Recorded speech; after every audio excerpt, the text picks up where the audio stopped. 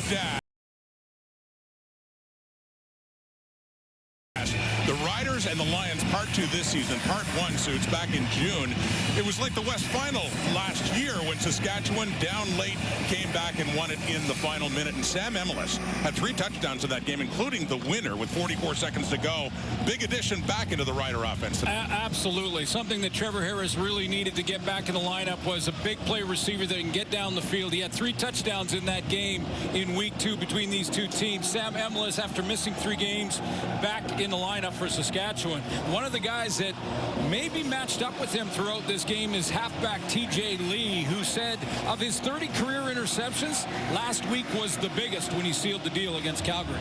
Buck Pierce's Lions steadily improving. They started 1-5, but they have won 3 straight and climbing back into the conversation. And this is a trip home again for the pride of Port Moody, BC, about 30 minutes away. Corey Mace, 3rd year as head coach of the Roughriders.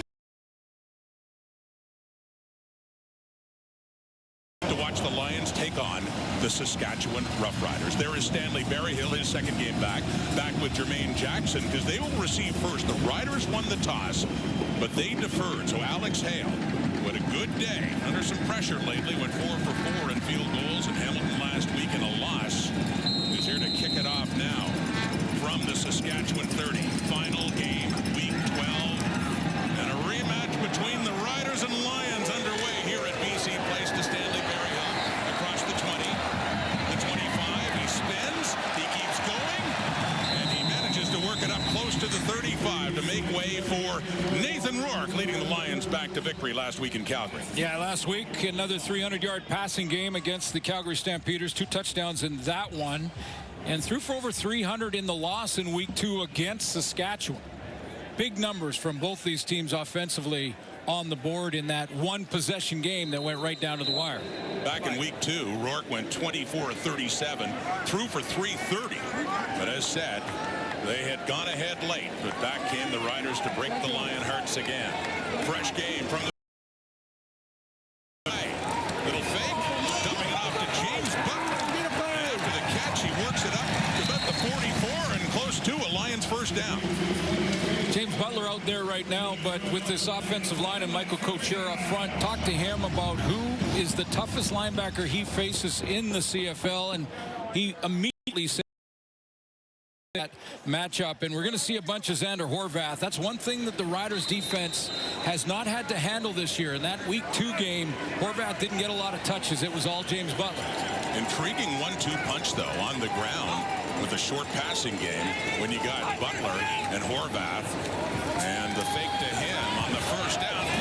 It's caught another first down inside the Riders zone, inside their 45, down to the 41. Jermaine Jackson and a 24-yard pickup. Jermaine Jackson coming in that waggle, going towards the line of scrimmage. He's going to be right down the rail here, and you see how Nathan Rourke tries to throw it to his back shoulder and make sure he can't get Jackson Ford involved in that. So a couple of plays, a couple of first downs for BC, and an empty backfield right now for Nathan Rourke. Down to the Rider 41. And shovel pass inside. Calgary, couple of touchdown catches last week at McMahon. Has that and thinks he could have had more. 2nd down ahead. This is the 3rd start for Derek Roberson on that defensive line for Saskatchewan. Had a sack in his very first game against Edmonton and is quietly becoming dominant. I want to watch him tonight. He's returning to BC Place. They've already played against his old team, the Lions, in that week 2 game, but Josh Wood's back in BC Place. And here's a matchup to watch tonight.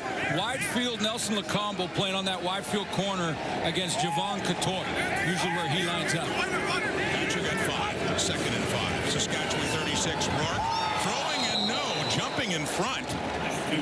Making a play there is Woods, the ex-Lion. And you know, as you talked about, how much this game, especially the return to BC Place, means to him. Yeah, he started all 9 games, 100% healthy again, and back in his old stomping grounds, and almost just didn't believe that Nathan Rourke was going to throw it there.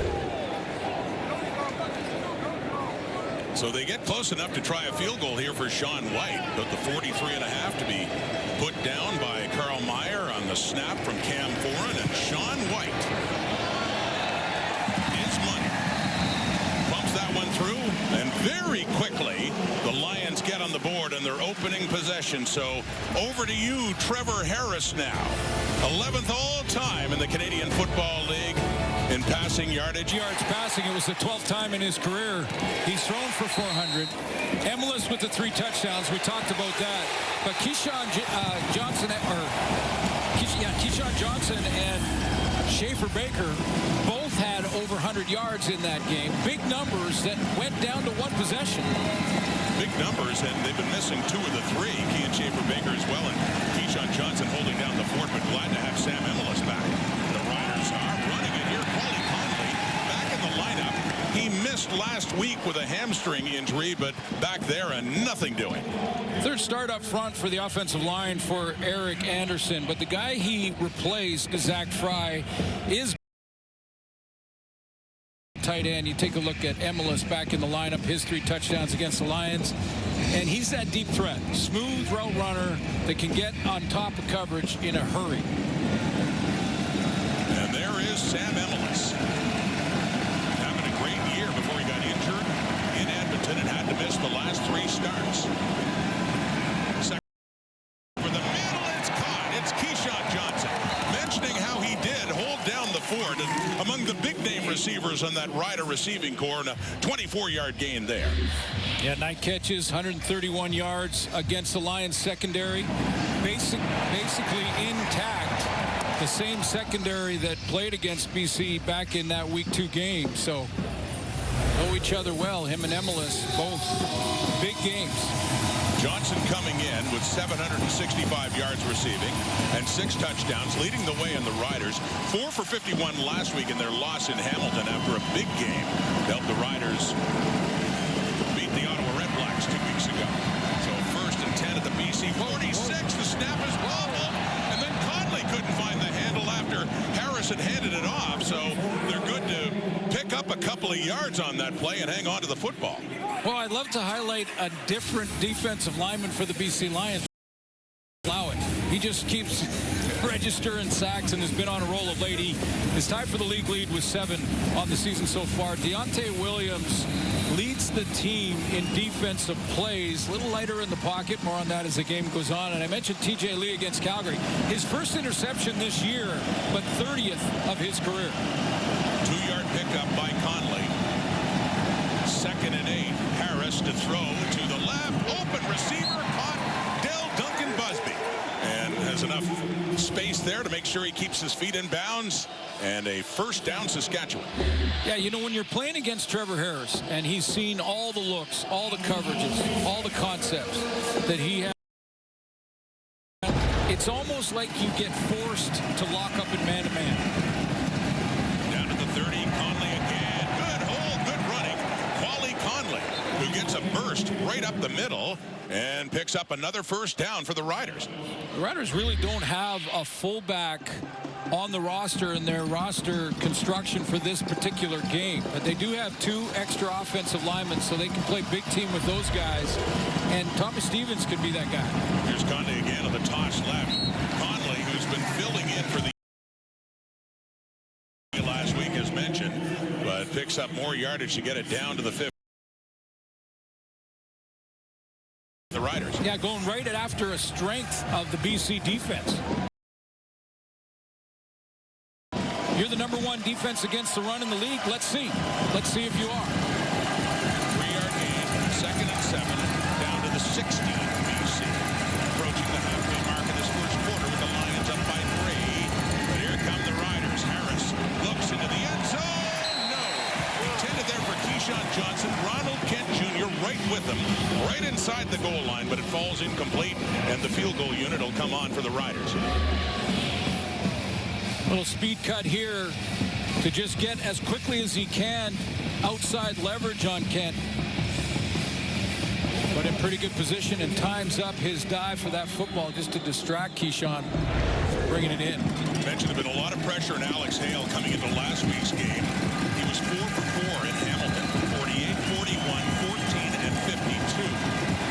This one a shorter attempt of 24 away for Hale, who keeps that run going and ties this game with that 24-yard field goal. So Nathan Rourke back on now. Lions had fallen behind a couple of touchdowns in Mosaic back in June and came back and really made it interesting. We get a 3-3 tie. First quarter at BC Place. That Edmonton game where he was hurt, he had just one play. Average over the games that he's played top to bottom, and that Hamilton-Calgary are the two games in the win streak along with Winnipeg. And Winnipeg, it was Caden Salter with the start, and the big rush game was Xander Horvath. Yeah, big rushing by Salter and Horvath in that one to the tune of nearly 400 yards on the ground when they beat the Bombers a few weeks ago. Here we are in a 3-3 tie, second possession BC, handing off to James Butler, and going nowhere. Lost a couple of yardage. Their sacks leader, James Waters, coming in on rush defense there to take him down. Well, this is 1 and 2, and you know, both are testing those stats and those numbers, so those analytics, because the BC Lions were #1 coming in this week against the run on defense. Saskatchewan #2, not far away either, just a couple of yards away. So both these offenses saying, okay, you guys think you have good run defenses? Let's test that. There's Xander Horvath in now. As mentioned, part of that 1-2 punch. Horvath becoming very productive on that BC team. That throw is nearly intercepted. The ex-Lion Josh Woods really nearly had a pick against his old teammate. Back-to-back series. The first one low that he looked like he didn't expect Nathan Rourke to throw it. This one, Rourke wants the bender. He wants that intermediate bender route over the Woods and right through his hands. Sometimes you want it too much. He'll be thinking about that one to be sure. Carl Meyer to punt, and the returner back off the injured list is James Letcher. After a 60-yard punt, Letcher tries to get the edge, but good work by Adam Konar, helping out Kieran Poisson on special teams. Konar with a big tackle to prevent any damage by Letcher. Beautiful Vancouver. Back at BC Place in a moment. That he leads his team in, it's basically all of them. I mean, he leads them in targets, receptions, yards, touchdowns, those money catches to move the chains. There's your leader in Saskatchewan. And one of the top receivers last year in the CFL, he went over 1,000, 11:59. Paulie Conley, they're running again, and he tucks his head under, and he pushes for a few more yards, but 5 for Conley. He gets it up across the 23. You know, already this Saskatchewan offense, though, with a little bit of mix of the run game in there, is showing, you know, a higher level of execution than they did against Hamilton. Hamilton was, you know, that one off game for this offense, and it was their lowest statistical game as well, not throwing for 300 in that one. And yet they had a 9-point lead in the fourth quarter. Absolutely. Cats and Trey Ford came back. They got him. And Corey Mace not happy overall. Once, MLS. And no, ball's incomplete. Coverage there right at the sideline. Emilus was trying to show great body control there to keep his feet inbounds.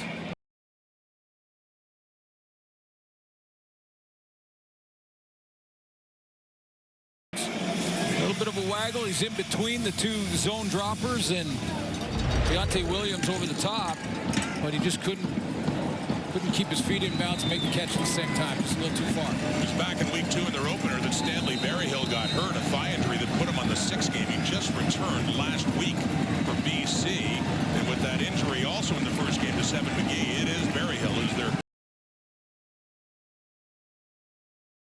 as Berryhill comes in, take it at the 35, excuse me, for a 51-yard punt, and works it up to the 44.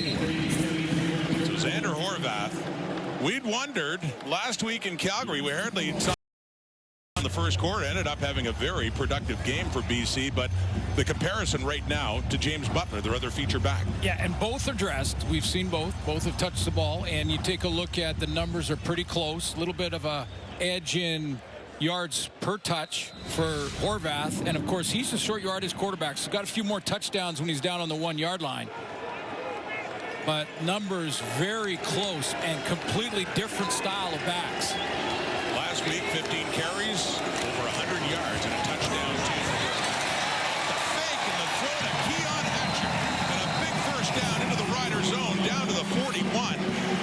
His last game here wasn't that productive, but he certainly made up for it last week in Calgary.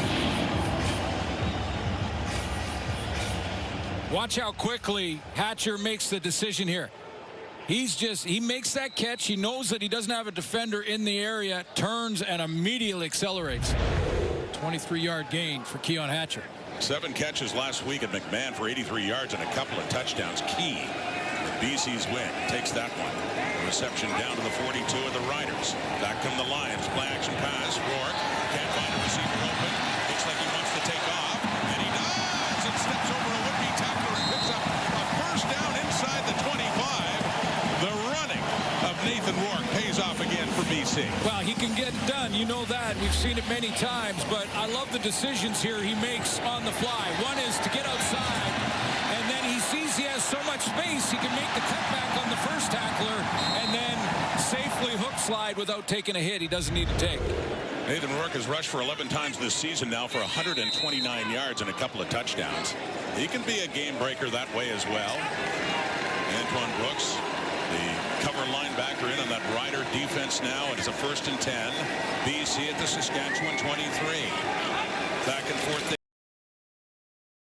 Pressure in by Mike Rose, who takes Nathan Rourke down. Had the little fake, but he had no time at all as Rose was all over him for his 4th sack of the season.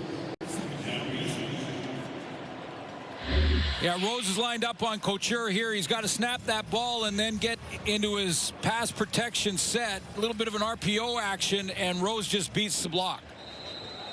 Good quickness right out of the gate, beats the block and gets to... He makes the decision for Rourke, which was to protect himself. But lost a couple of yards and a 2nd and long now back at the Rider 25 now. And Rourke again. And underneath it's caught by Javon Couture. And all down there. We're Thurman taking him down. It is short of a 1st down for Couture in his 3rd game back in the BC lineup. He too was injured in their opener against Saskatchewan. I was going to say it's almost close enough to be decision time for Buck Pierce, but it's 3 or 4. This is field goal time. Gets the points on the drive. Yeah, a bit too much to think about that. So Sean White, who hit one earlier, a 44, trying a 25-yarder now, just inside. Carl Meyer put it down. The all-time great kickers in CFL history, Sean White puts another one through. So nothing but field goals so far. These offenses driving down and scoring, but it's in 3s.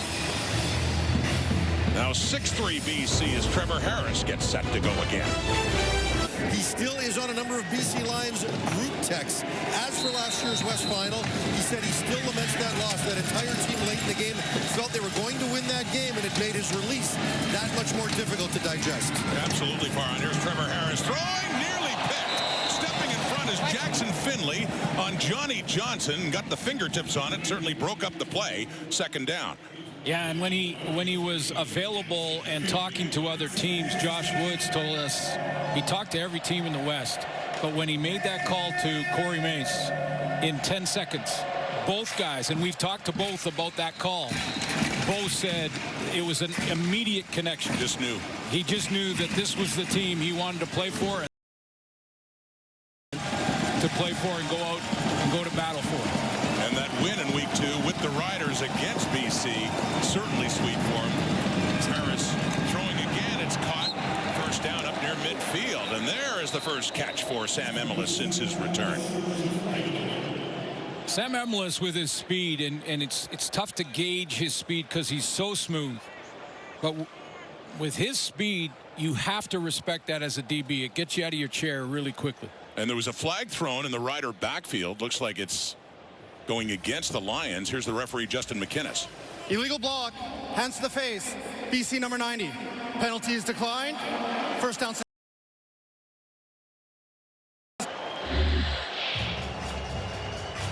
I don't know if you might have to work on the terminology. Clearly you can't get your hands in the offense's face. He thought he was being held. So it is a penalty. There's no question. It's calling it a legal block, though, that you're... From a defensive lineman, just seems weird. Let's change that terminology. Up to the 54 and a 1st down. Saskatchewan trailing by 3.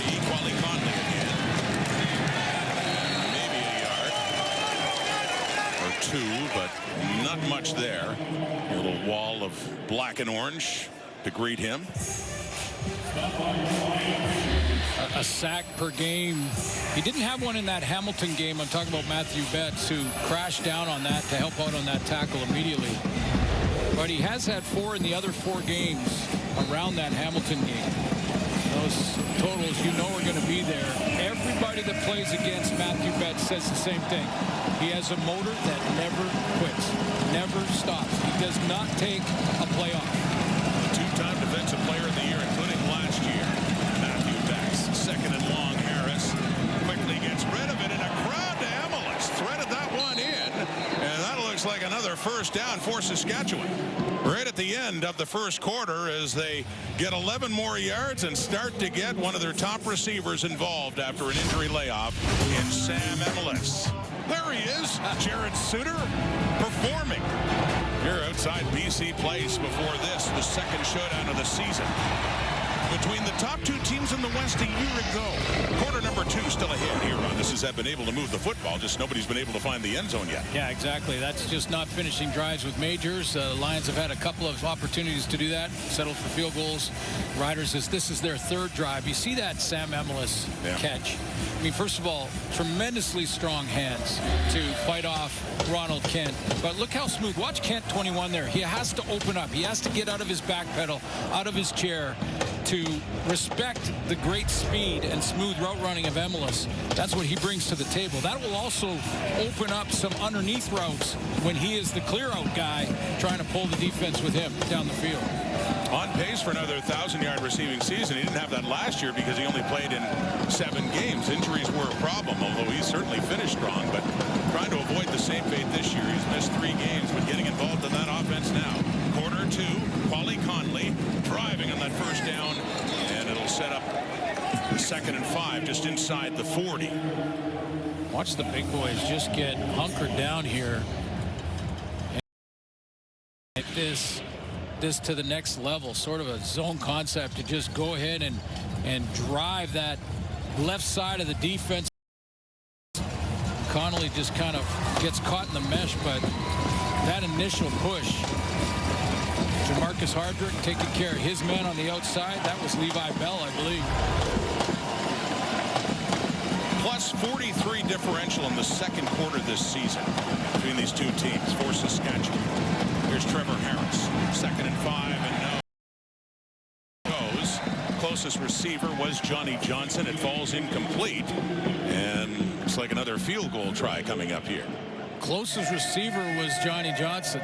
Closest defender was Matthew Betts, who on that play was asked to drop into coverage and run with a fast receiver in Johnson, who scored his first touchdown last week. And so on comes Alex Hale. He's 1 for 1. He had a career-high 52-yarder last week, going 4 for 4 in field goals in Hamilton. This one from 40 by Oscar Chapman. I'll tell you, Alex Hale been under a lot of pressure lately, and since they brought in another kicker to give him a little competition, he's got it going right now. Said it many times, Rod. Competition gets the best out of players. It's way better than coaches' speeches. Well, the adventure of a lifetime continues. All Canada, all new Tuesdays on CTV. Stream next day on Crave. Speaking of competition, right? Yeah. If only we could find what activities we could compete in this. See? Well, I'll speak for myself. Well, how about watermelon smash? Watermelon smash. Hey, that was happening outside. It is. It's the annual watermelon smash when the Riders come to town. A lot of that going on outside BC Place. And a lot of green jerseys inside. You bet. Here's James Butler. He takes a pop from Jackson Ford, and he turns around and he drives for more. 7 or 8 yards more after Ford came in and hit him hard. 13-yard pickup. Another guy that's pretty fired up right now is Butler. And getting pushed by competition from Xander Horvath. And he makes a nice move at the line. There's the hit from Jackson Ford, who comes up from his safety spot to help in run support. But he comes up, and this is just a good football play all around. Keep the legs chugging. Gets it close to midfield at the BC 53. Second quarter early. Rolling out, settling in with lots of time. Rourke fires it, and it is down there for Javon Catoy. A little discussion. Jonathan Edouard thinks that it's the turf first, and the Lions quickly getting up over the ball before there can be a challenge. Yeah, they are, and see what Corey Mace does. Well, that'll be tough to overturn just from that angle. They run the play. No challenge. Not one in time. 24-yard pickup, and that is caught, and then lunging inside the 25, and the first. Buck Pierce doing a nice job here in the play calling to get Nathan Rourke outside of containment, get him on the run, change the launch point, make it tough to just hone in if you're a defensive lineman. To the 23 of the Riders. Rourke with time again. Oh, the end zone, touchdown. Javon Catoy has it. And a quick drive. And the first time a team has found the end zone in this game as the Lions take the lead again. BC goes with some tempo, trying to get in and out of the huddle quickly. They had that throw over the middle to Catoy. Was close, but they hurried up, got the snap before Corey Mace was able to take a look at it, or at least hear from his spotters whether he wanted to challenge whether or not that was a catch, but ruled a catch on the field. And then here's the touchdown throw. Four-man pressure. Started to get there, but not in time. Catoy right down the seam. And the first touchdown of the season for Javon Catoy, who missed a lot of games, hurt against Saskatchewan in their opener back in mid-June. And, there's a souvenir. Handing it off to somebody special right there is Catoy. Had a great game here in his first game back a couple of weeks ago when he had 7 catches for 109. And that's a touchdown there for a 13-6 BC lead. Lots of family and friends in the audience for Javon Catoy on this drive. 4 plays, 70 yards, but I like the tempo of it. Changing the launch point, that's Justin McInnes, and then finishes right down the seam. Weeks ago when he had a big game, his first 100-yard in his career. First touchdown of the season. On a 4-play, 70-yard drive in just over 2 minutes. That's James Fletcher back in the right. 40 for Trevor Harris in that offense. Them in Kelowna for a while. He was injured for a while, and Mum's got a souvenir. Mum Valerie coming down to get that football. Take good care of it. We talked to him last week. Calgary is home after growing up in St. Vincent. He was 9 when he moved to Calgary and played junior football, high school and junior there, but of course quite a home in BC as well, and he's got good support from his family. Pat McMahon last week, and here at BC plays too as he's got the first touchdown of this game. Rider football up at their 43, down 7. Harris throwing to the right to Johnny Johnson, and he gets it to the 50, tries to push a little closer to the first down marker. It's like a second and short ahead here for the green and white. The chess match between Mark Mueller and Mike Benavides in this game is fascinating, because when you play against a guy like the veteran and Trevor Harris, who's seen and done it all, you want him to be patient, make him drive the field 12, 14, 15 plays. But he will. I mean, he is that precise, that accurate. So you're tempted and pushed to play more man. 2nd and 1, and that's Tommy Stevens' time, and lunges ahead and gets not only the 1, but a little bit more closer to midfield. Tommy Stevens, by the way, and Xander Horvath, the league leaders in touchdowns scored with 11. Yes. They've been going back and forth. Yes, and that's one of the reasons that Xander Horvath has more touchdowns than James Butler, is because he's the short yardage guy taking the ball from center when they're down to the goal line. But Tommy Stevens is sort of building his own fan base across the country by the way he does it. Raising the profile of the short yardage QB. No question. Right in midfield. That's Thomas Bertrand-Odom with his first carry of this game, and doesn't get much, maybe a yard there. Yeah, so here's the dilemma now, and this is where the chess match is interesting. If you're BC and you drop into zones here, you know, the chances that Trevor Harris will recognize it immediately and find that soft spot in the zone is through the roof good. So Mark Mueller knows that. If you're going to go and try to play man and maybe even send some pressure in your Mike Benavides, now you got a one-on-one with Sam Emilus or Keyshawn Johnson. No gain at all for Bertrand Hodon, so shy of midfield. It's a second down and 10. Some pressure coming for Harris, who gets rid of it underneath and dealt Duncan Busby. And good work as TJ Lee hit him, but he is just short of a first down. A 9-yard pickup there for Duncan Busby. And 3rd and 1, and it's Tommy time again. This is that soft spot that I just mentioned. And first of all, Keyshawn Johnson, nice block on the edge. He tried sort of a zone blitz. He got a block on Matthew Betts, so he helps out in the protection department.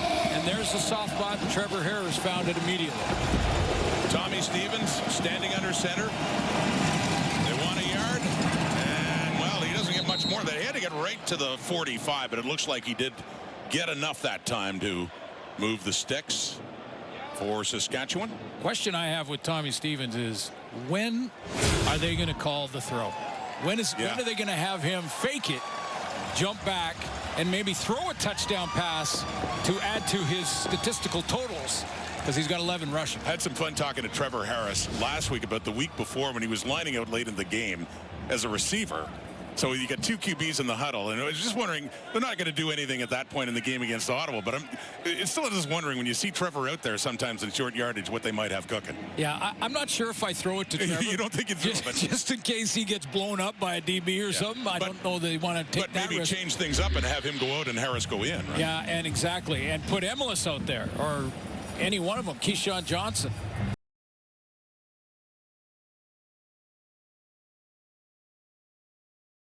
Well, usually Tommy Stevens has money in the bank, and he is that time too. It's close, they measure, but with the ball right at the 45, it is a first down for Saskatchewan, and 17 is back on the sideline. You see him walk to the bench there. He's upset. That was too close. Brought the sticks out. Yeah. Yeah. They never bring the sticks out when I'm in short yardage. Like, that's not acceptable. We got it, but we're moving on. We'll get it in the big way next time. Boy, Mike Benavides' defense has played well. Sure Much has. better than they did in the first 2-3 games of the season over the last month. Yeah, they faced a lot of heat back then, but steadily improving. Here's Harris throwing and slipping after the catch, but still lunging ahead for what looks like another first down is Keyshawn Johnson. Yeah, just a lot of zone drops, especially on first down. And one thing that with Bertrand Hodon in the backfield that playing zone on first down helps you defensively is that everybody's facing the line of scrimmage. The line 34 throwing again and in traffic, but it is caught again to Emilus. Another catch for him. He had a couple late in the first quarter in his first game back, and 7 more yards. But I'll tell you, when you're looking at if you can defensively bend like bones that Trevor Harris has dissected, but give up only field goals, not majors, then the strategy starts to pay off. As it stands now, a 2nd and 3. Field goal range again, but BC scored a touchdown. They're looking for more pressure coming. Harris lofts it off. It's intercepted. TJ Lee. He has a pick in back-to-back games. He had the one that snuffed out the chance for Calgary to come back and win it at McMahon last weekend.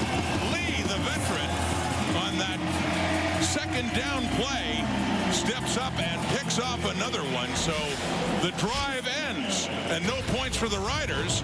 BC football, thanks to Lee, and a 7-point lead. Last week, and it meant a lot to him to get to that number 30, given what he's been through the last couple of years. You'll remember a year ago, the Lions chose not to bring him back. It wasn't until the defense was having all sorts of problems midway through the season that they did have him get back into the line.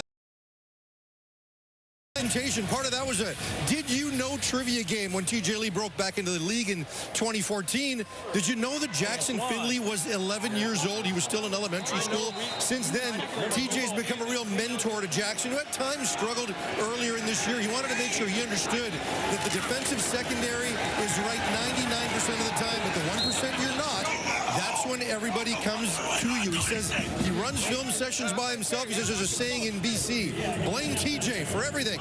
And now he says blame Finley for everything. But again, a big mentor who does everything he can to make sure the young DB is in a pretty good place. And Farhan, it was fun talking to him about that. There they are side by side, but trying to make TJ Lee feel a little bit older. 11 years old was Jackson Finley when he broke into the league. Really incredible. And that interception, Jackson Finley went on a safety blitz, leaving them in man-to-man.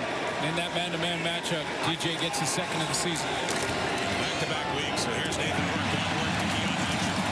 Settles down, catches it, turns around, drives it up across the 35, and the third catch for last year's leading receiver in the CFL, Keon Hatcher. Had a big breakout game. Not a breakout game, that's the wrong way to say it, but comeback game for Keon Hatcher against Calgary. Got in the end zone. Nice game. Didn't have any drops. Couple games ago, couple weeks ago, he struggled a little bit, was fighting the ball, and he bounced back in a big way against the Stampeders.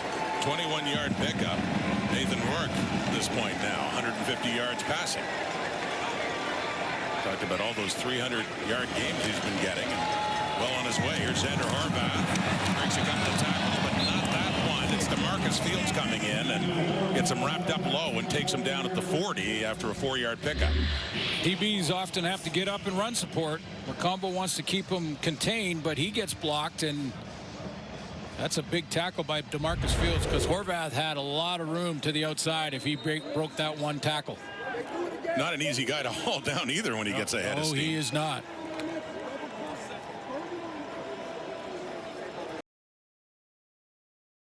For 4 and second downs. They got one now, 2nd and 6 at their 40, leading by 7.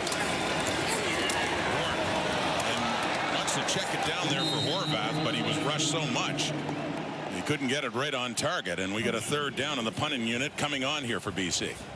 And Xander Horvath will stay out for the punt team, so he gets his turn offensively. Letcher back there. And now he's going to be a personal protector on the punt team and go ahead and try and cover this and get to.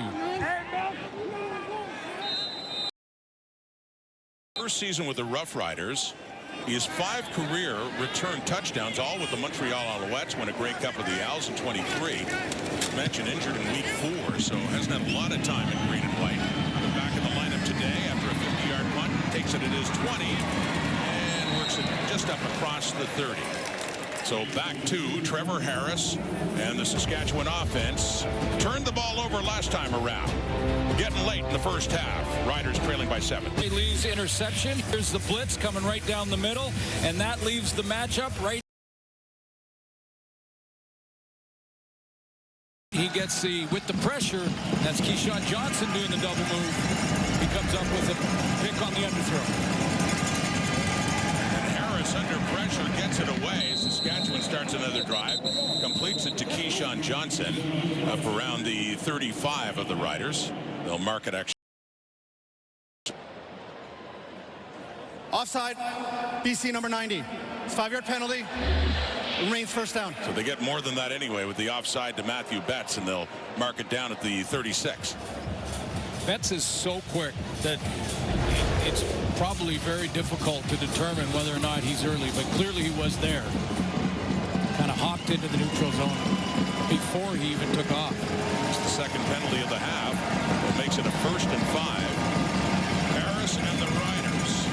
Wally Conley busts it outside and has a good pickup. A 1st down and more, but another flag is out now. All of a sudden, he gets that one up to the Rider 47. See what the flag's about. Looks like it's coming back. Yeah, it looks like a holding. Holding, Saskatchewan, number 66. 10-yard penalty, repeat first down. It's the right guard, Jacob Bramer. Flag for the. As he walks back, does not agree with the call, clearly. Frustrating for the head coach and for the entire offense when you get a holding call on a run play. On a 1st and 5, they had 1st down yardage, and now it's a 1st and 15. Back-to-back penalties in this drive, one for each team. From the 26, Harris, and it's caught by Keyshawn Johnson, getting it up across the 45, and and that is a first down for Saskatchewan. Both these quarterbacks very good at that bender route. 21 more yards for Keyshawn Johnson. 3-minute warning until halftime. And we requested a watermelon for our own watermelon smash, but our coworkers are so amazing they brought us pre-cut watermelon. So we're just gonna eat it. Sorry everyone. Randy, it's your fault. Wow, your fault. Hey, Kate. One would never dispute that, but I'm trying to imagine a good old smash in the studio. It's not the same to smash a slice. No, definitely not. Well, you need at least like a half or a quarter maybe, but a slice, I don't know. It doesn't have the same effect to take a little wedge of watermelon and throw it on the ground. Another 9-yard pickup for the Riders, and Tommy Stevens coming back on. He's been money. His last one, though, this time around.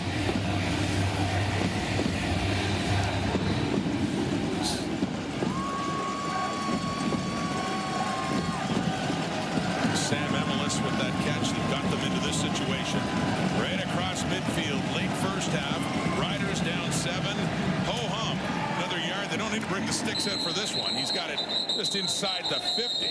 And we've seen this before from Tommy Stevens, that sometimes if you need one, you'll get one, or maybe you'll get 5 or 10, or who knows what you're going to get. Well, and they will have him in different situations as well, where they run that play where the tailback, whomever it is, sometimes it's Bertrand Houdon, will be out there, and he will lead block for Stevens on basic running plays. But again, he can throw at any time. I mean, he was a tailback in high school for half of it. Then he became a quarterback. Then they made him a tight end when he went to the NFL. Back to quarterback. And back to Trevor. Lots of room ahead.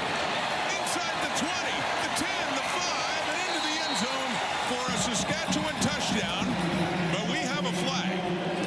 A flag way back at the line of scrimmage. Could this be coming back? I think Dylan Jette. Illegal block. Hands to the face. Saskatchewan number 52. It's a 10-yard penalty. Remains first down.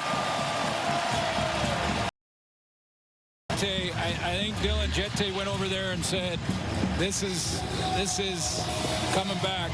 It's a great play, and you showed great speed, but it's coming back. See the hands right there from Jamarcus Hardrick area. Now we've seen one of those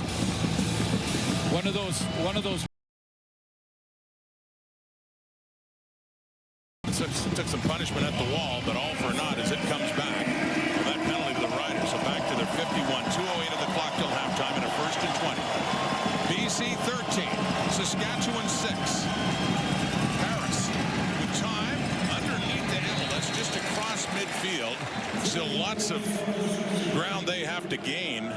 Either get a first down or get it closer to a field goal situation now. Still 2nd and long, 2nd and 15 ahead. Yeah, this is the type of play offensively that you're hoping that one tackle can be, you can win in that one-on-one tackle. But that was Parker McKenna. And Parker McKenna on that tackle, he's missed one all year. One tackle all season long since he's been inserted into the lineup. He's been a great addition. Side linebacker spot for that BC defense. 1:44 till halftime.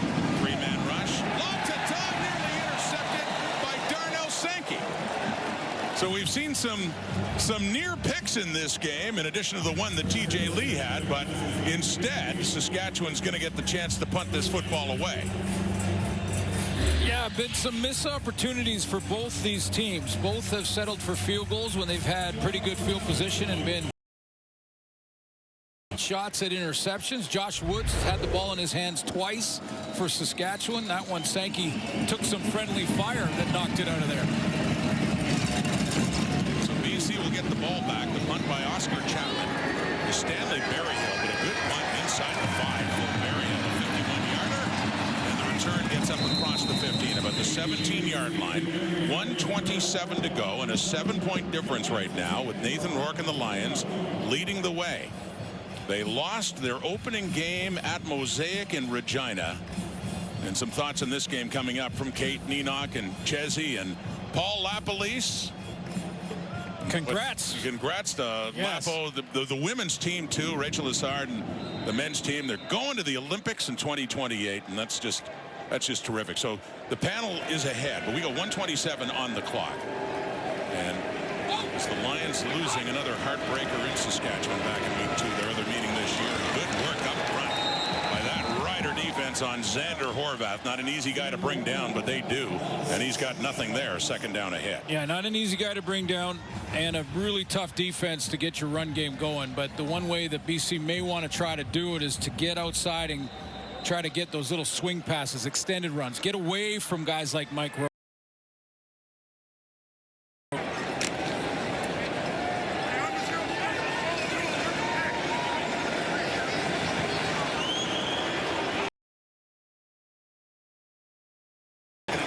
BC 18.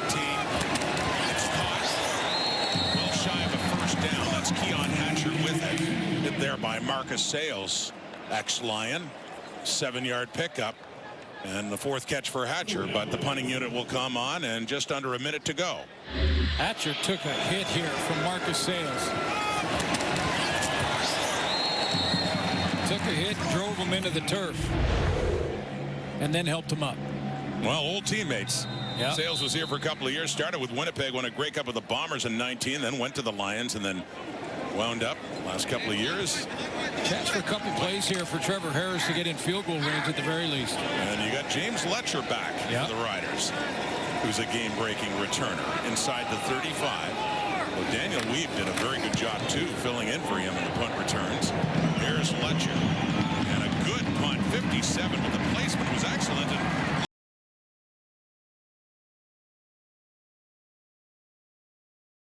return under the circumstances with limited space as he gets it up across the 45. So 28 ticks until halftime for Trevor Harris. He's got time for 3 plays if he's very efficient here. Needs 1 chunk of the 3. Letcher, coaching staff and people not dressed on the sideline, took some hits there. Really well placed punt by the Lions. Carl Meyer. So 47 of Saskatchewan. 28 seconds to go. And they get a play or two to get them in field goal range. Here's Harris. Deeper shot. It's caught. It's a first down and more for Johnny Johnson. Wide open. Ball came out as he was taken down. And now the Lions making a case for it now.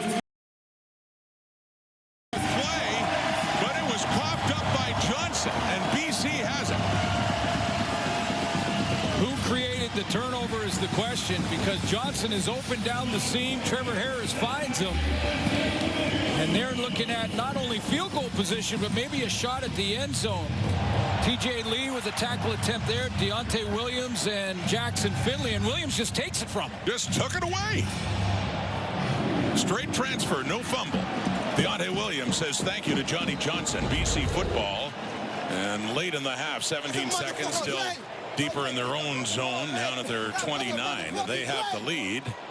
And will they be just content with that with so little time left? Let's see.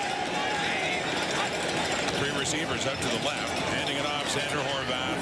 And no, it gets up to the 30, and that's Derek Roberson. One of the newer players on that Rider defense.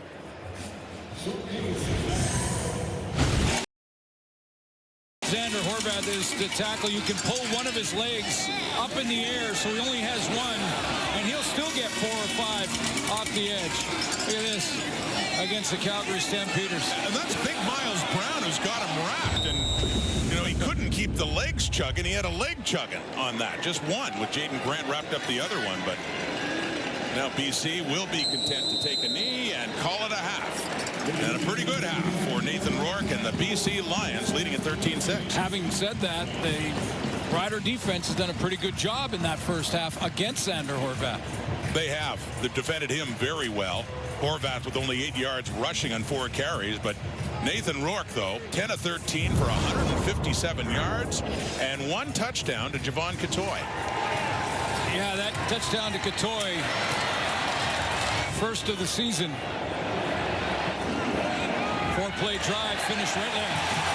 And here he is now with Farhan. Javon, 3 catches for 56 yards and the 1 touchdown. You're 2 games back at BC Place since the injury. Been pretty kind to you. Yeah, I love BC Place. I love playing here. We're executing well right now on offense. We just got to make sure we finish in the second half. How do you do that? You mentioned you've had yards, you've had first downs, you've been able to move the ball, but the end zone's been elusive. Yeah, just being attentive to details in the film room, in practice, you know. When we're all clicking at the same time, we're pretty much lethal. So we just got to make sure we keep on doing that in the second half. I can't believe this is the first time your mom's been here. What did it mean to you to give her the ball? Special, man. My mom's first time on Vancouver on the West Coast, and her first time at a BC. Everything for me, so that touchdown made it feel more special. And you can see the Vinci flags right there in the stands, man. Hell yeah. Thanks for this. Enjoy the family time in the second half. Appreciate it, Farhan. All right, Kate, it is the watermelon smash. I don't know.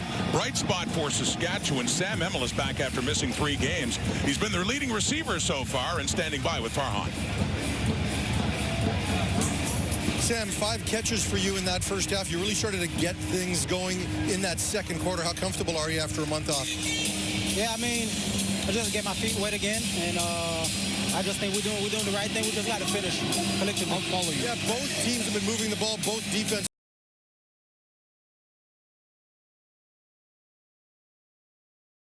We just got to play clean football and finish our drive. We're going to be just fine. Thanks for this, Sam. Thank you. Suits could have been.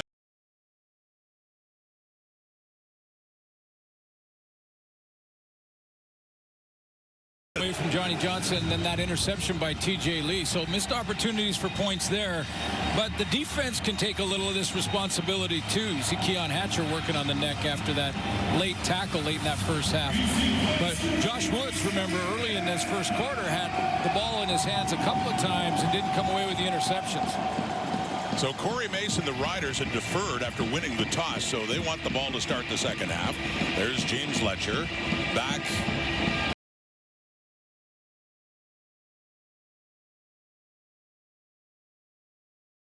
Hadn't played since. First game back. And Carl Meyer to kick it off for BC. Now the Riders trying to keep pace with the Edmonton Elks, who are first in the West. BC looking for their 4th straight win, which would get them to 500. And they lead to start the second half on the kick by Meyer. It's Letcher taking it at his 16. Stays to the left. Turns it upfield. Turns on the Jets, and a good return to get up near midfield for James Letcher, making his presence felt. Yeah, real good field position to start the second half for this guy. And in Trevor Harris, who is 12 of 18, 160. Mention it. Both teams moving the ball well offensively and then coming away with field goal attempts. Saskatchewan's case, a couple of turnovers when in field goal range. So that's the difference in the scoreboard right now. Just as Sam Emmel said, it's not me, it's us. We just have to finish. And they'll start actually from their 47. So they say that Letcher stepped out of bounds a little bit earlier. So out of shotgun and handing off a running play and a flag coming out. Jackson Finley in on the tackle of Quali Conley on very little picked up there by the Riders. Flag deep in the BC secondary on a running play, which again, from a long distance, is often the holding. They're going to talk, the officials talking with Buck Pierce, which means it's probably against Saskatchewan because Buck would get the option. And they're marching it off against Saskatchewan. Illegal low block, Saskatchewan number 88. It's a 10-yard penalty. We'll repeat first down. It was announced by the referee Justin McInnes, and illegal low block called on the receiver Johnny Johnson. Yeah, Johnny Johnson was outside of the box right here.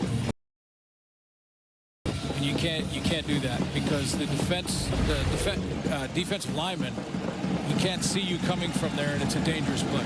And it's a 10-yard penalty, so they're pushed back to their 37 and a 1st and 20 now. And it goes off flag before, get the ball in his hands, gets it. A scrimmage, no gain there at all. Ronald Kent came out of his responsibility in a heartbeat. And yes, he made the play there. But the question now is for Trevor Harris, did he register that? How quickly he came from his zone behind the line of scrimmage to make that tackle, because you know what comes out of that? A little pump fake and a go route behind him. So a 2nd and 15 now. Got a 2nd and 20. Harris stepping up and taking off. Doesn't run a lot and gets tackled. Yards, but the punting unit will come on as the Riders will have to kick it away.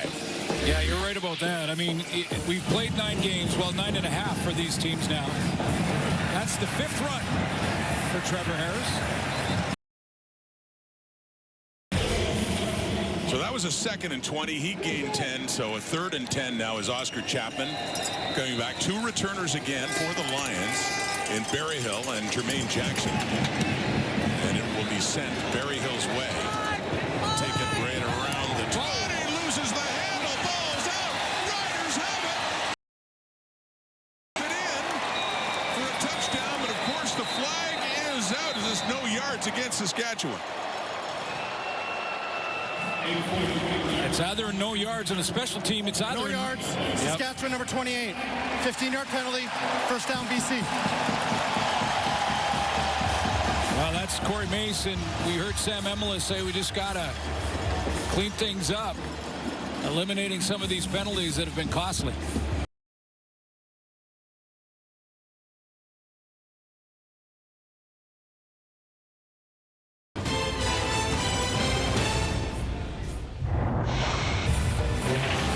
I know Rider fans want to know if this was within the 5 yards and a good call on the penalty. Stop it there. I mean, there's 1 and 2. Jackson, Ford, and Straker both within that 5-yard halo, taking the Nick Weeb touchdown on the scoop and score off the board.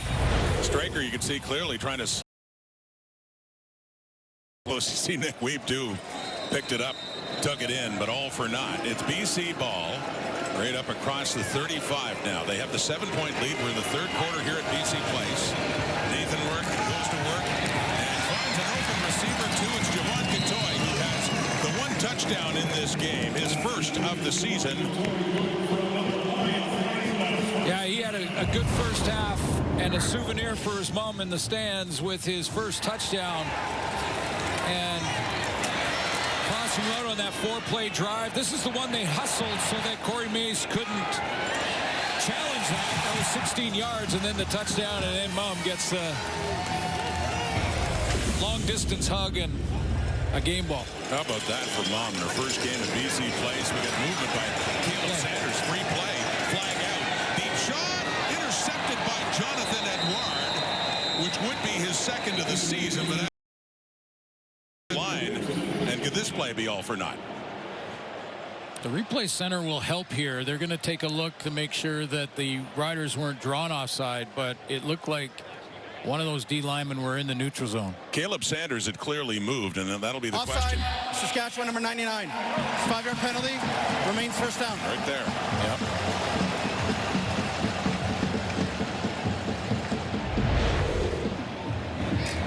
Boy, some big plays. That Connolly run, the scoop and score here, and an interception now. Penalties taking all 3 of those plays off the board. The Lions, with the penalty, move into the Riders zone at the Saskatchewan 53 and a 1st and 5 for Nathan Rourke. It's 10 of 13, 157 and a touchdown pass to Katoy. Moving to his left, shovel pass and greeted right away. Jameer Thurman is in, and Derek Roberson on James Butler, who was met by them immediately after catching that shovel pass. Yeah, we had a great conversation with Michael Couture, the center for the Lions, this week in our production meeting, and he said, I asked him about playing against linebackers in the league. There's so many good ones. And I said, who's the toughest to block? He said, Jameer Thurman. And it's because of his want-to factor, but his anticipation in reading the play. He said he's super tough to get out there and get block on him. It's got those long arms, too, to fight it off. He timed that up just perfectly and saying hello to Butler. Three-man rush. And it's caught, and it's a first down. That's Justin McInnes again. Another catch for him down close to the Rider 40. Right now, they've moved Keon Hatcher to wide receiver for a lot of these formations. Put Katoya in the slot. Katoya is lined up as a wide receiver on the depth chart. Working tempo here after that pickup, and right back to McInnes, who now has his third catch. These back-to-back catches. And the only reason I bring it up is that Katoya at the wideout spot and Keon in the middle. Remember that hit he took in the first half late in that one? I believe this was Marcus Sales that drove his head down. He was working on the neck coming out at halftime. They moved him out to that wide side, wide field position, wide receiver position. And so that second straight catch by McInnes gets them down to a 2nd and 5 at the Saskatchewan 37. Lions looking to add to their lead. Up 7 now, third quarter. Xander Horvath leads the backfield. Rourke looking his way, can't find a receiver. He'll have to take off again. And he does! Throw it down to Horvath. Tries to tiptoe into the end zone. But he's at the 4 out of bounds. 33-yard pickup when it looked like Rourke was about to head over the line of scrimmage. Yeah, I think Davis Sanchez at halftime talked about this and how Nathan Rourke, when he runs, he always runs with his eyes up. And if he sees a guy downfield that's open, been dropped in the coverage, he's going to launch it. I mean, he took that from under his arm like he was going to run with it up into a throwing position in a split second, got it to Horvath. And second trip to the red zone for the Lions, and Horvath may not be done. Suits, you talked about this earlier, that he takes on a role when the yardage gets short. You see him out there now, though, with Rourke still in at quarterback, and a 1st and goal at the Rider 4. Great opportunity to move up 2 scores for BC. Faking to Butler, and Greenan, but still on his feet and able to throw it away. Nearly sacked there by Des Evans. 2nd and goal still at the 4. Desmond Evans down at the bottom here, who gets up the field immediately. He does not play the fake. What Nathan Rourke is hoping will happen there was the free hitter, which was Evans, will go with the fake and go down low on James Butler, try to tackle him, which will give Nathan Rourke a chance to get outside. That didn't happen. He didn't buy it. And then it was Antoine Brooks moving in and just starting to tackle Rourke as he got rid of it, threw it away into the end zone. Incomplete. 8th play of the drive. 2nd and goal. Rourke. Pump fake. End zone touchdown. Keon Hatcher. His 3rd touchdown in 2 games. And the Lions add to their lead. Yeah, it doesn't matter where you play Keon Hatcher. He's going to be effective. And I can't explain enough how difficult of a throw that was to make for Nathan Rourke, moving the way he was moving and trying to throw it against the flow. Once again, pressure is there immediately, and he has to bail, but look how he sidearms that, sliding to his left, back against the flow. Well, we've seen Rourke run. He's taken off already in this game, but his mobility helping him to throw as well. That earlier one to Horvath, part of the 8-play drive. Sean White with the point after. But moving around to complete it to Horvath, moving around again to find another touchdown for Keon Hatcher. BC Lions up 2 touchdowns now. Key plays in particular. Yeah, watch him get it out of the holster here on that throw to Horvath. He's running with the ball under his arm, and then he gets it out of that holster and gets rid of it with Horvath flashing open the way he did. And then this one, rolling hard to his left, side-arming it through a tight window and 2 defenders to Keon Hatcher for the touchdown throw. It's given them the 14-point lead for Keon Hatcher's 4th touchdown of the season. BC kicks off. James Fletcher on the return. Across the 30. Greeted at the 36 by Woodley Apollon and thrown back. And another flag is out on the field. As the Lions now with a 2-touchdown lead and a big hole for Trevor Harris and the Riders to get out of. Well, the Riders have to clean up the penalty problems and taking big plays off the board. Put together a drive here, give their defense a rest, come away with points. Lots of time left in this game, and you know how these teams go Face at pass, it and how close it is. BC number 42. It's 15 yards from the end of the play. First down, Saskatchewan. That will help. A little bit better field position for Trevor Harris. I'm sure Corey Mason, the staff, has reminded him, hey, guys, just stop self-destructing on the penalties. So that one against the Lions, Parker McKenna moves it up to the Rider 52 to start this drive. There was a back in week 2 in the first meeting of the season between these two. It was the Riders that were up by 2 touchdowns, and BC came back and made it a game, went right down to the wire. What happens here? Halfway through the third quarter, Harris throwing to the right wide. Daniel Johnson. Big man's got the ball. Eligible receiver. Yes. Guard Daniel Johnson reinserted into the lineup, and I don't know if he had this in his bingo card. Well, I watched it from the very beginning, and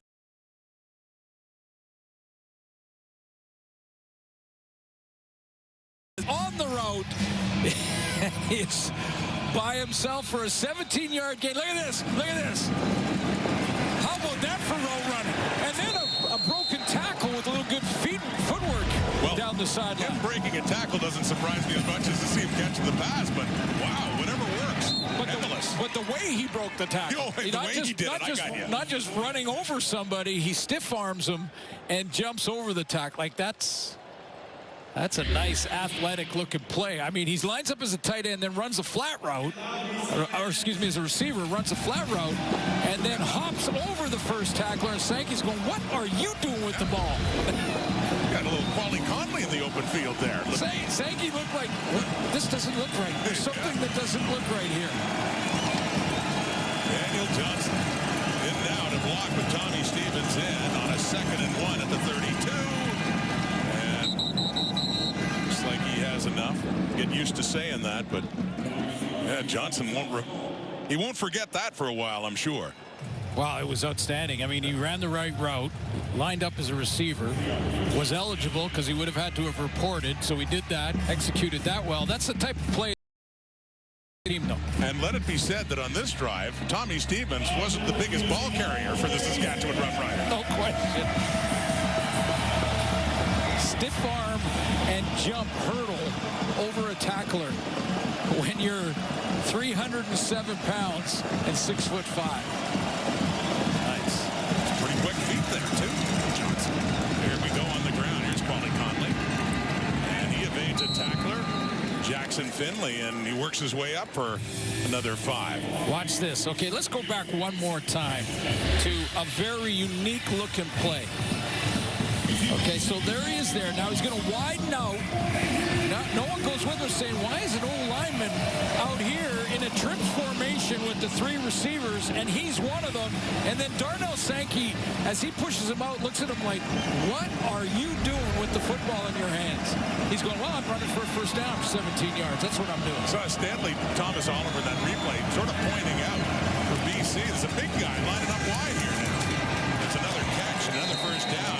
There's Dylan Jette, the rookie. Got a touchdown in his first start a couple of weeks ago, and this is his 3rd game in Rider green and white, one of their top draft picks. Happy birthday to Jette. He turned 23. Remember what you were doing when you were 23? I do not. Okay, me neither. I probably lost that memory about 20 years ago.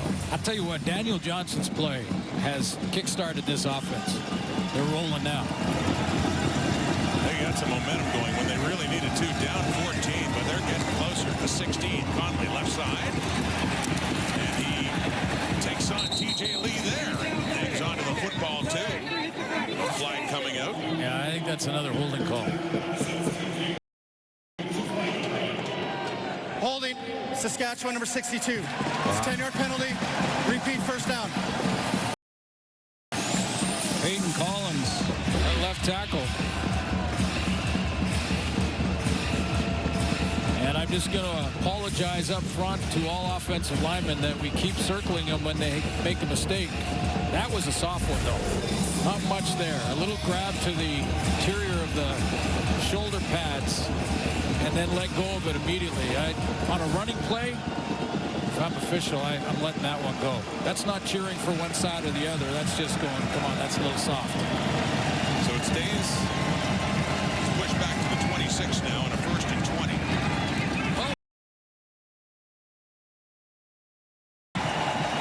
Another opportunistic play for that Lions defense. It's Stanley Thompson-Oliver with his first CFL interception, getting steadily better on the boundary corner, and a frustrated Trevor Harris heads off to the sideline.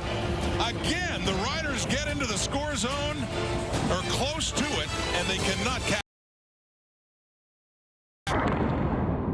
on that interception by BC and Stanley Thomas-Oliver. Yeah, he wants to see if there was some early contact on this slant.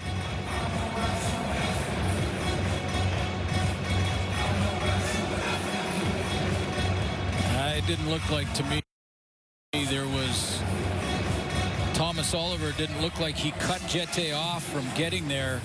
In fact, he kind of reached out to make sure he didn't do that. We'll see. Here's the referee, Justin McInnes, with the announcement on the challenge. On the previous play, Saskatchewan challenged for pass interference. After review by the replay center, the ruling on the field stands. It's going to be first down, BC. Good job by Stanley Thomas-Oliver in his first year in the CFL, as Trevor Harris is picked off again. And only just over 4 minutes to go until three-quarter time. Ryan Phillips talking to Jackson Finley, but there you see Mike Benavides as well. But good job by the defense. Bending, not breaking. And it's Lions football, up by 14, 20-6. Nathan Rourke. Lions 25 now. He has time. Checks it down to James Butler. 30. First down. Up across the 35. Well, that's for the Riders, that's the downside, is these in the scoring zone. I mean, they've had at least 9 points taken off the board because of turnovers. If one of those are majors, then you're looking at almost a tie score here. The good news for the Riders is their defense is keeping them around. They've got to try and get another stop here and get Trevor Harris back out there.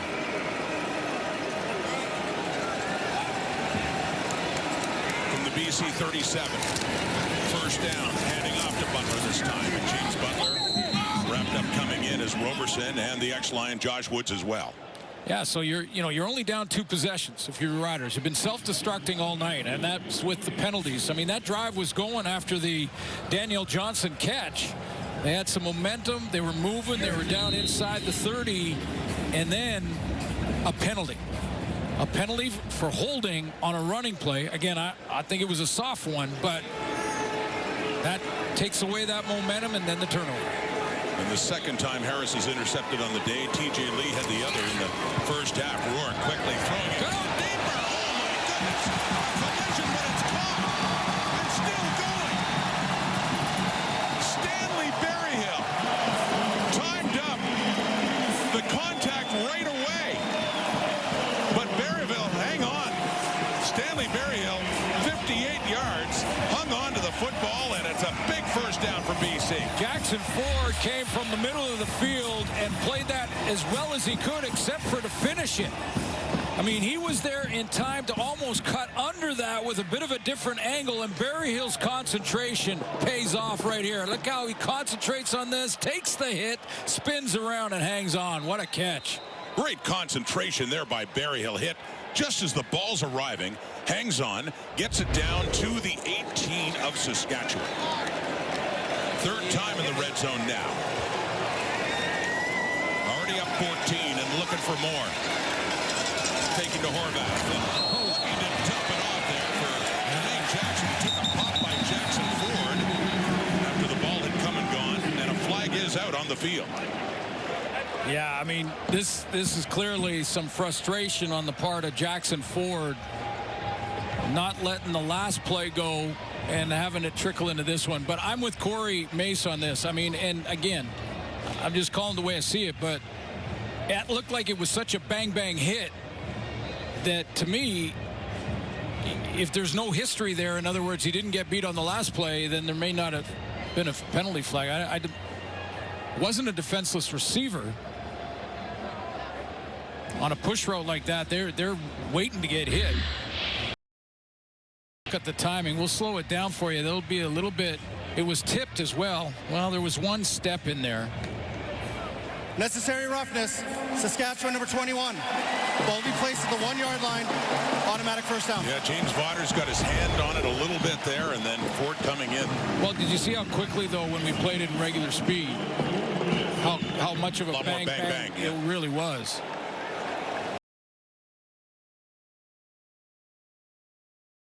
Right now, chance to make it 3 scores.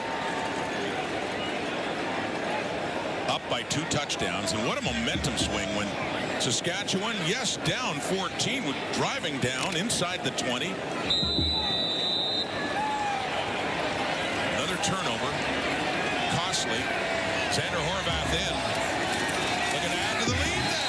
Xander Horvath, touchdown BC, and with that, he moves ahead of Tommy Stevens, leading the Canadian Football League in touchdowns with 12. And still on pace for Milks after him. Well, that pace was 11 and a half a season, so just 1 shy of Milt's pace, but here's another touchdown for Horvath. A couple more to get back on that pace. Pretty demoralizing moment there for the Rider defense. After the play, looked like Jackson Ford was making on the deep route, and then the penalty down inside the 20.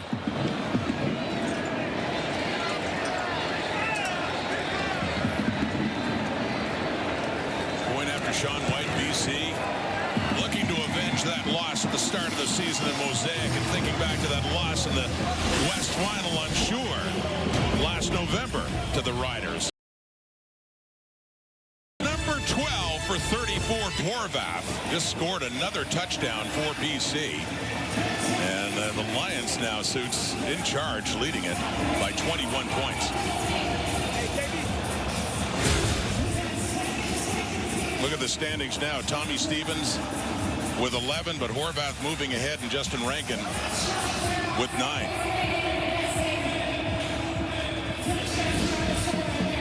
Lots of football to be played, though. I mean, the Riders just have to get out of their own way on some of these penalties. So James Letcher back for this. 1:09 to go until 3/4 time. Yeah, but what a catch down the field. I mean, that was a tough 3 or 4 plays in a row for Jackson Ford at safety. Yeah, it definitely was, and such a momentum swing in this game when it looked like the Riders were getting driving kick by Meyer. This time, and it is scooped up. Thomas Bertrand-O'Donnell has it. On that return, gets it up to the 42. Adam Konar in on the tackle. So Trevor Harris, 16 of 23 for 204, but he's been picked off twice. It's been costly. So in the scoring zone, this is right down inside the 5-yard line. The TJ Lee gets the interception. Deontay Williams pulls the ball out of Johnson's hand here. That was in field goal range. And then the late interception just a few minutes ago, and he is not happy. That's as emotional as I've seen Trevor in any game this year. Corey Mace said he was apologetic after the loss in Hamilton last week, and Mace was saying that's on the whole team, not on you, but takes a lot of this personally, of course. High standards in what has been a great season. I mean, coming in, still projected to throw for nearly 5,800 yards, but the last couple of weeks for Harris especially have been pretty frustrating. Yeah, that last interception, I'm going to put part of the responsibility on Dylan Jette there. For that football on that slant, and don't let Thomas Oliver cut underneath you like he did. I mean, that's the slant route. You have to really jump the gun there from the corner's position. As Jette goes out wide, Saskatchewan 2nd and 10 to 42. Couple of pump fakes, runs out of time, and he is set. Casey Sales in. Little help from Matthew Betts as well, as he adds to his totals. And Casey Sales with his first sack of the season. It goes from bad to worse for the Riders right now. A lot of 3-man pressure in this game from BC, and they decide there to change it up on 2nd down and send 5. And it's Sales that gets home. Chapman back to punt it away. Down 21. Last play of the third quarter. Takes a hop. Berryhill takes it. And he goes down just across the 40. So 15 minutes to go. A frustrated. A lot of work to do in the final 15 minutes because in this, despite that catch from Daniel Johnson that seemed to fire them up, it's a BC game right now heading into the fourth quarter. There's the story as far as stats are concerned. The one at the top, the most important one now with the Lions leading big, actually leading by 3 touchdowns, but turnovers and also penalties working against the Riders. Yeah, everything's close there when you look at the stats, except for that one line at turnovers, 3-0. And that's when Saskatchewan, those weren't turnovers in their own end. Those are turnovers when you're in position to put points on the board. That changes everything. Penalty-wise, Saskatchewan has 7 so far for 72 yards, and the Lions just 3 for 20. So 52 more yards in penalties for Saskatchewan, and those penalties have taken big plays off the board. I mean, you're talking about a holding call that takes away a touchdown, a no yards call that takes away a scoop and score. I mean, the opportunities have been there. And there you see 27-6. Fourth quarter begins and BC in charge and with the ball at their 41. And Rourke takes another one on the run. He's done that a few times. And then moving up now nicely is McKinnis, who coughed up the ball, but it just heads out of bounds. Saskatchewan's arguing that they touched it last going out.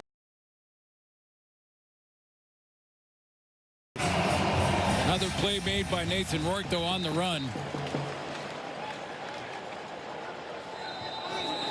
Nathan Rourke over 300 yards passing after an 18-yard pickup.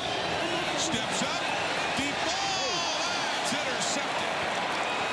Jackson Ford frustrated earlier in this half and has a return going here after that pick.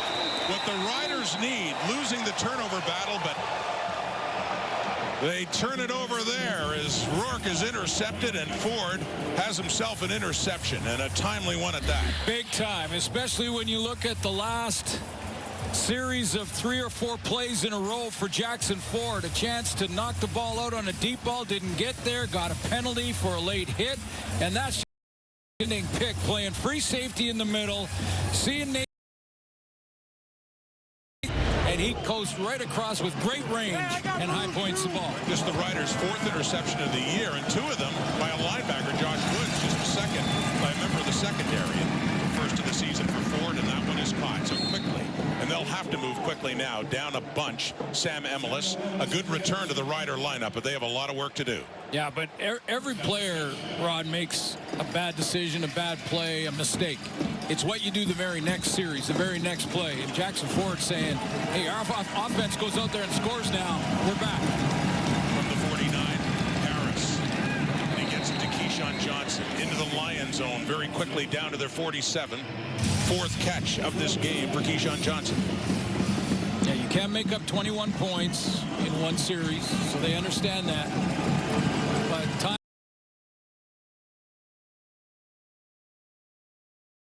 They mark it at the 48. And a 1st and 10. 4-man rush. Harris Troudon puts his head down, gets it inside the 35. 13 more yards there for the Riders. All the plays on the line of scrimmage makes it that much more difficult for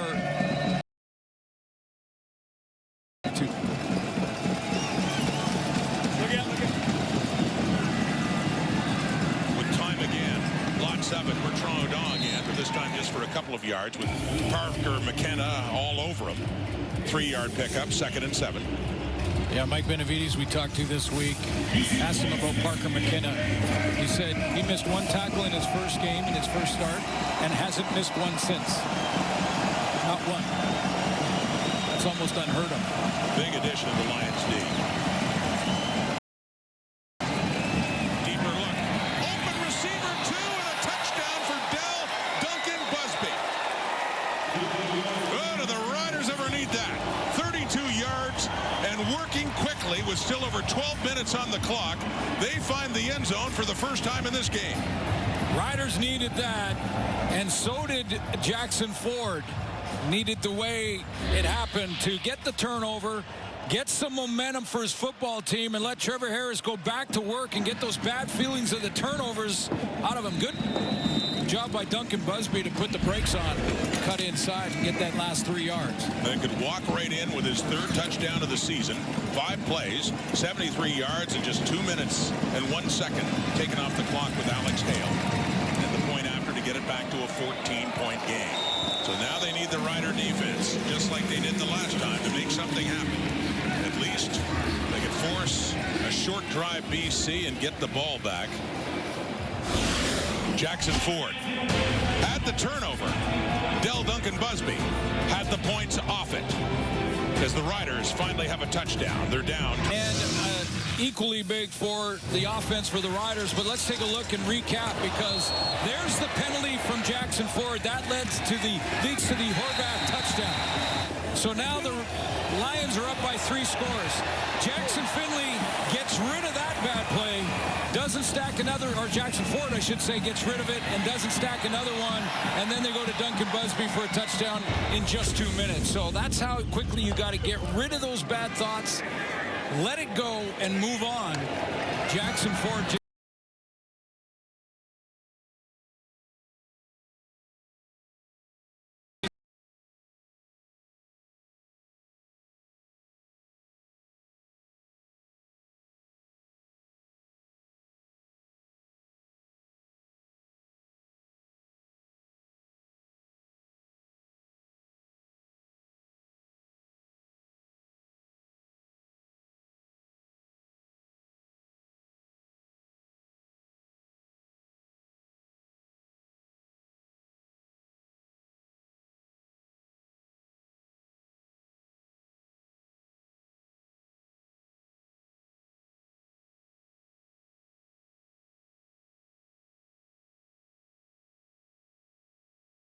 Bit of the RPO action where you're faking the run to Horvath or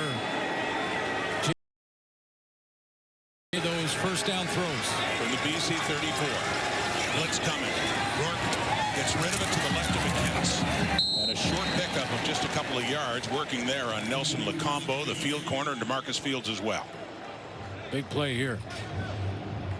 Big play here with over 11 minutes to go. Lions can convert, drive alive, even get more field position if they have to punt it away at some point and eat up some more of that clock. We've become accustomed to close games between these two teams. Their last 2 earlier this season in week 2 went right down to the final minute, just like the meeting before that, the West Final last November at Mosaic. Here we are, 2nd and 7, and that is caught for a first down up across the 45. That's Javon Katoy who had a touchdown, his first of the season. Nathan Rourke, remember that? It's our time. But Trevor Harris said, no, it's our time, as he worked it down. And then Tommy Neal, as they looked at it again and decided, yes, that is the winning touchdown, as the Riders went on to the Grey Cup and ended up winning it. And a bitter memory for BC and Nathan Rourke, and lived it out again back in mid-June in their first game of the season. Play fake. Katoy again, he's running after. Breaking tackles, carrying a couple of Riders with him. What a play by Javon Katoy as he gets it all the way to the Rider 35. And in field goal range right now. So that is a monster play for Javon Katoy. Bigger than his touchdown catch early in this game to beat that tackle, spin out of it, and get into plus territory. That's a huge play with the timing, the down and distance, the momentum in Saskatchewan's favor after the 2-minute drive for a touchdown to get it closer, to get it to 2 possessions. Huge play. Loves it here at BC Place. It's his 3rd game back from injury. His 6 catches, 110 yards, and a touchdown. Down to the 35 Riders. Xander Horvath running hard, right through it. A little hurdle as well. 15 yards for Xander Horvath, his biggest run of the day.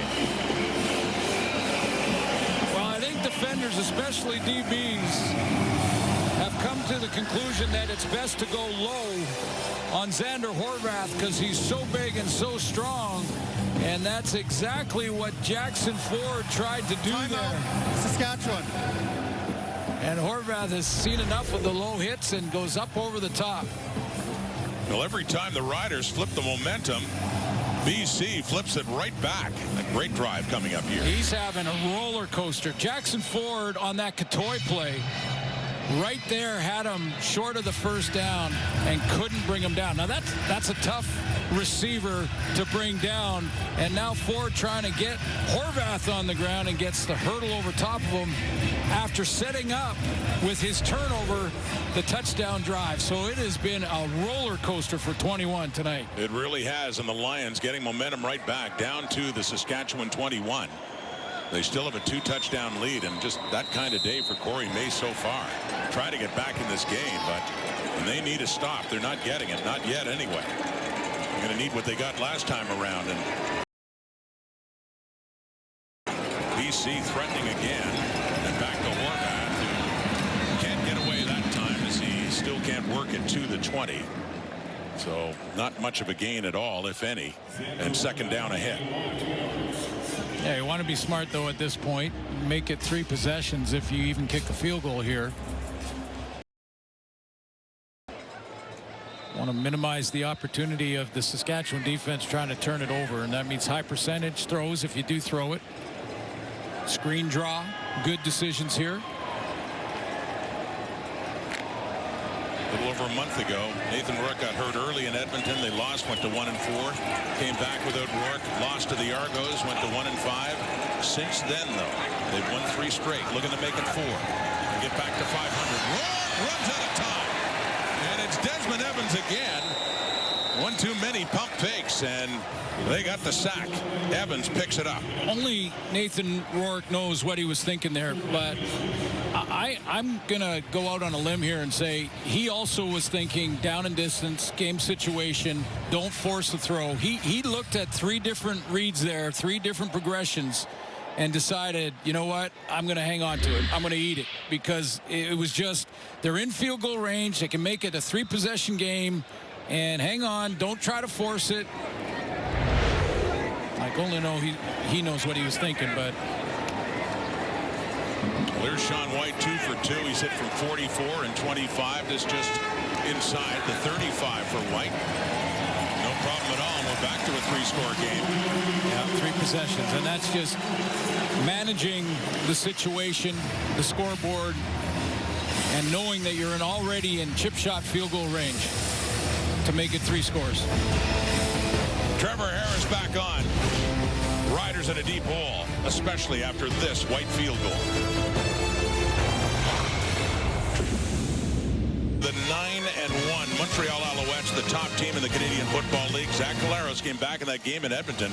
Great first half for the Bombers, but Elks came back and beat them. And if the BC Lions can hang on and win, and they have a 3-score lead, they would tie them in the standings.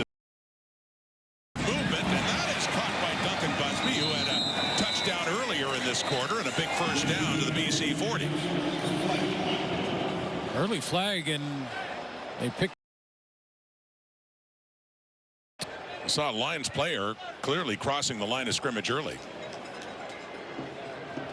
They're talking to Corey Mace, which would indicate that it's against BC, and they'd obviously take the play to Duncan Busby there. Right down to the offside 40. BC number 93. There you go. Penalties declined. First down Saskatchewan. That was Lorenzo Malden moving early. Great catch. Working off C.J. Colt. Trevor Harris has gone over 300 for the 61st time this on the first down play at the Lions 40. Most among active QBs with 300-yard passing games, passing Bo Levi Mitchell on that last one to Duncan Busby. Can Bo make it back before the playoffs? Big question for Hamilton last night. Here they come. Harris again, and underneath. Down by a couple of yards, but they're down 17 points and only 6:42 in the clock. They are, but they need that field goal as well. They're down 3 scores. Well, Harris stays on. They want that touchdown. Handing off Thomas Bertrand. He does have enough for the first down as this drive will continue. 6:18 and counting. Yeah, I get it. Once you get closer and you're, inside the 35, those 2 yards seems like because you need a couple of majors in that mix. Can the Riders make another dramatic finish here? Harris underneath the Bertrand. The ball comes out, and it goes right back into the hands of the center, Logan Ferland, who wraps it up and takes it down to the 20 in an 8-yard gain. Who came downhill on that hit? Because that was a biggie. Bertrand Hudon, bow, right there. It was Sankey. Darnell Sankey with the hit. So pump fake underneath Bertrand Hudon again, working it down to the 12. So another play 4:30, but another look at that hit by Darnell Sankey on Bertrand Hudon the play before. Let's take another look. McKinnon from one side. He's got him around the waist. And look at this. That just spun him around. Ball flies out of there. Ferland comes up with it, keeps the drive alive. That was a big hit. And Bertrand just comes out and catches the next one. He does. How about that center? Logan Ferland used to handling the football. Daniel Johnson catching him. Yeah. It's crazy. Harris running out of time. And he tries to get rid of it to Conley as he's wrapped up. With Parker McKenna all over Conley, it's incomplete. Down to 3rd down again, and no sign of any special teams coming on. Or, excuse me, 2nd down. Take a shot here, but the clock's your enemy now with the Riders. So 2nd down and 10. Down to 4.5 minutes to go in the 4th quarter. 17-point difference. Just a 3-man rush. Lots of time for Harris, but can't find a target. He gets sacked by Lorenzo Malden. What's a start? Defensive Player of the Year with the Ottawa Redblacks 4 years ago. Late season went to Calgary. Mike Benavides had coached him, by the way, in Ottawa, and he gets his first sack as a BC Lion. Top of your screen, he's working one-on-one on Jamarcus Hardrick and just keeps battling. But that might be one that kick-starts his season with the BC Lions. He's been around for a few games now. So now to your point about what they need, 2 touchdowns and a field goal. So a little different now when they're facing a 3rd and 15 as the kicker Alex Hale comes on. Taking a little too long, though, to get these things snapped. Away, and Alex Hale remains perfect on the night. It gets it back to 14-point difference. Malden celebrating a sack as a BC Lion. They're still in charge by 14. Technically, based on head-to-head, tie Winnipeg by record, but be ahead of them for 3rd place in the West if they hang on and win. Yeah, that one, Nathan Rourke wasn't the starting quarterback in that one. That was Caden Salter. But, yeah, 3-game. And you know the difference? The difference has been the play of their defense over the last month and a half. That's Ryan Phillips, who helps Mike Benavides. You got Mark Washington talking to Benavides this week about the experience he has in his defensive room is incredible. Back to work now, a little beyond the fingertips there. Jermaine Jackson, who thinks he should. Yeah. And think about this. I mean, that's over 80 years of CFL experience. And 2 of those guys, in Ryan Phillips and Mark Washington, were defensive coordinators. So you put all those guys in a room, and it was going to start to mesh. It was going to start to happen. And Benavides said their first 2 games were terrible. They just weren't close. But they stayed in Kelowna. Little team time, hung out together, thought that was a big part of it, and they've been playing better ever since. And there was a sign of a turning around between those Kelowna games, the loss to Calgary and then the victory over. 4th quarter, Trevor Harris, see the injured.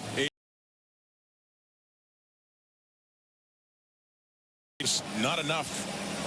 The yardage, though, passing, both of them going over 300, Trevor Harris and Nathan Rourke, but it's Rourke's Lions who are approaching their 5th win of the season. 100 and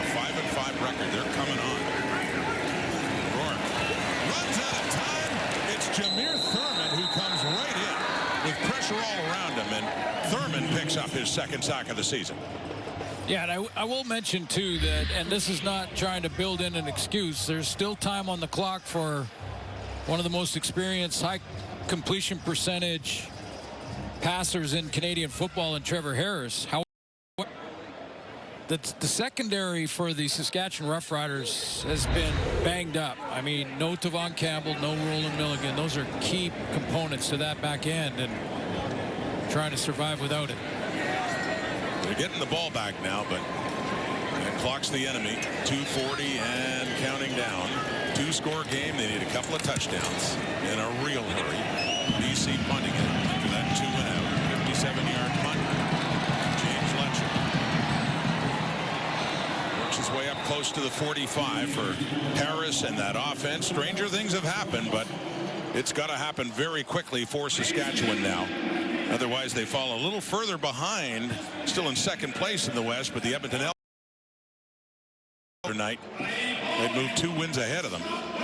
Well, based on the time left on the clock, they need 3 plays. They need the 2 touchdowns to catch up in the scoreboard, but they'll also need the onside kick in between. If it was 350, 326, 426, different scenario. But before they worry about that, yeah, exactly. One play at a time. Got to get that touchdown, that first one. 3 receivers to the right. Harris looking that way, rolling out, and then tosses it for MLS. Looked like even lying down, he'd have a shot at it, but no, incomplete. 2:19 to go. The other guy the Riders are really missing is Keon Schaefer-Baker. Schaefer-Baker had a big game in week 2. These 2 teams met. Has missed 3 now. But he's another big play receiver that Trevor Harris is missing. No question. 2 for 8 this half on second down. They get a 2nd and 10 here. 3-down territory in this ball game now for the Rider offense.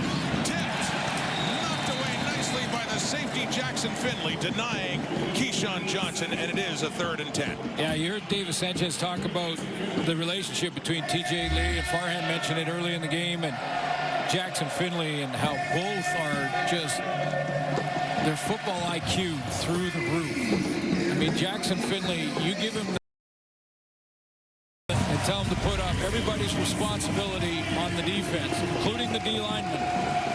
And any different defense, different call, different look from Coach Benavides, and TJ Lee or Finley can write it up on the whiteboard. It's 3rd and 10 now, and they got to go. It's caught. It's a first down. That's Dylan Jette, the rookie, just across midfield. And somebody listening to that might say, well, shouldn't every player be able to do that? Yeah, no.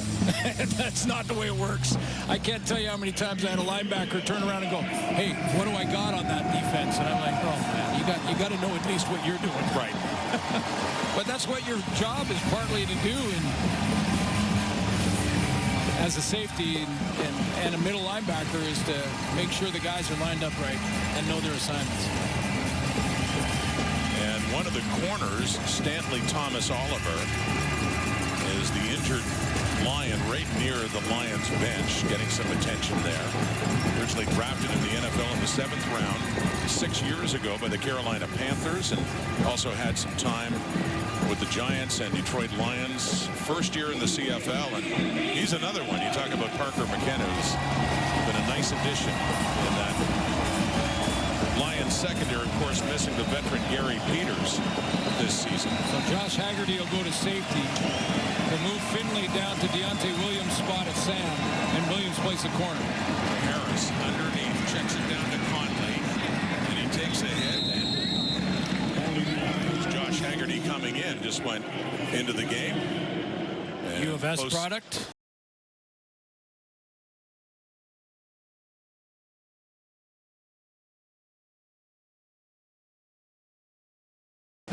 So many players in the pros, but it's more. Harris throwing again. Johnny Johnson, another first down, but you got to keep an eye on that clock too, needing a couple of quick touchdowns. Now they're saying incomplete. Looked initially like he had it, but They're up over the ball, though, thinking it is a catch and a first down. Took a pretty good hit there. And was slow to get up.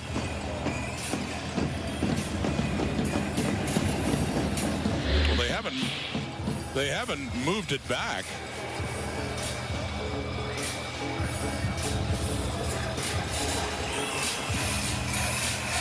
That was Parker McKenna again with the big hit.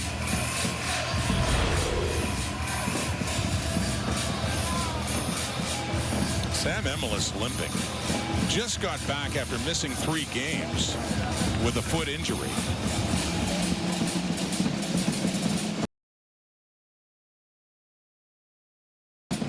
Close to the 44 of BC. Yeah, talking with Emilus about that was that they actually wanted to keep him out of. There's the reason for the limp. Ronald Kent rolled into the back of his legs. Emilus had 2 stints on the injured list last year. He only played in 7 games. Mind you, did he ever finish strong? Helping Saskatchewan beat BC in the West Final, and then was the top Canadian with 10 catches, 100 yards in the Grey Cup in their victory over the Montreal The injury Alouettes. spotter is removing Saskatchewan 88 from the game. It was Johnny Johnson who caught it and ultimately couldn't hang on and took a hit, and now the injury spotters are removing him. Yeah, so he has to be out at least 3 plays while he's assessed. Into the 10. It looked like, I mean, after the hit from Parker McKenna, I think Finley was involved too. He was a little slow to get up. I was wondering about that. Just a 3-man rush. BC backing off. Harris taking off. Rear running play for Trevor Harris. Not many other options as he does run for another first down for Saskatchewan. 11-yard pickup. They run tempo, trying to get another play off. 1:43. Stanley Thomas Oliver back on the field for the Lions. Inside the 33. Harris. Taken away. And it's Lorenzo Molden. Get that first one. Sack. You got to get that first one. Once you get going, and that's a guy who was a former outstanding defensive player in the league. With the Red Blacks 3 years ago. In 2022, and he needed one to get him started. Now that just a great power rush, just driving Peyton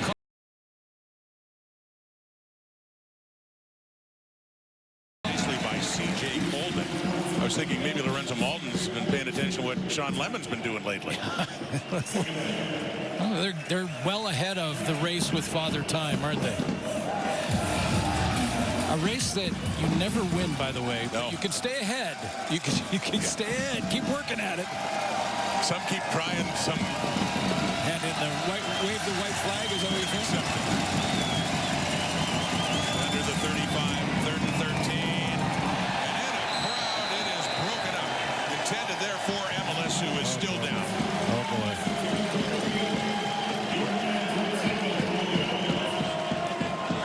Fourth turnover created. They turn that over on downs. Emilus still down. As heads off. They only had 9 turnovers heading into this game. Dig right over the middle into the danger area. Darnell Sankey. I'll tell you what, though. Sam Emilus, he sold out to go get that. Landed right on his tailbone. He elevated to get up there. And still down after that. We saw him earlier look like a foot injury, which is what had kept him out for 3 games. His first game back. And Emilus had led the way with the Riders in catches with 7 for 66 yards. But I was wondering if he hit his head on the turf when he came down, but they're looking at his knee. it was lower body injuries, the foot and knee last year that limited his playing time, and limping off now. But 113, turning it over. 4th turnover.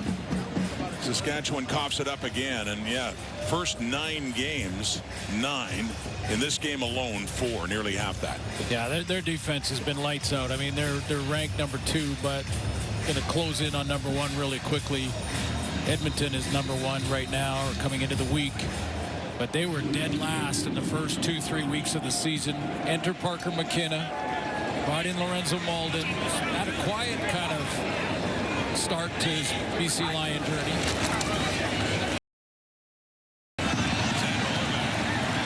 His day never seems to be done as he gets an extra burst and picks up another first down for BC. 1:08 in the clock. Just one more note on Sam Emilus there. His teammates will notice that. I mean, it's a 2-score game with 1:20 to go, and he sells out to go and try and convert on 3rd down. I mean, at this level that Emilus didn't do that. Xander Horvath left side.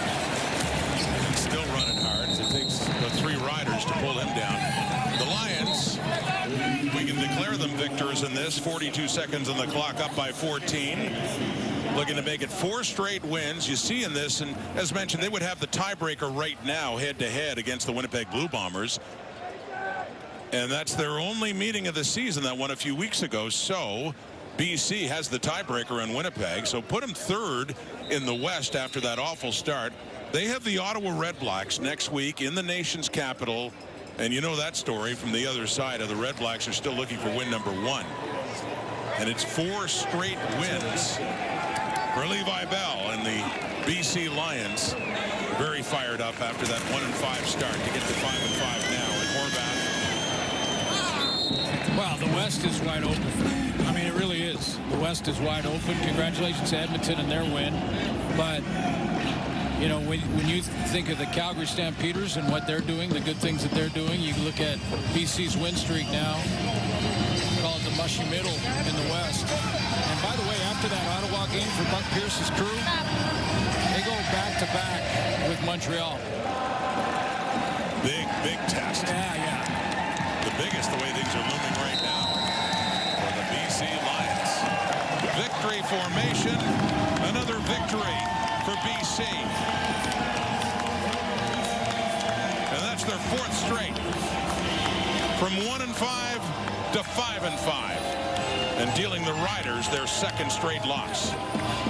Like a year ago for Buck Pierce, turning things around after a slow start. And this is looking like a force now in the Canadian football.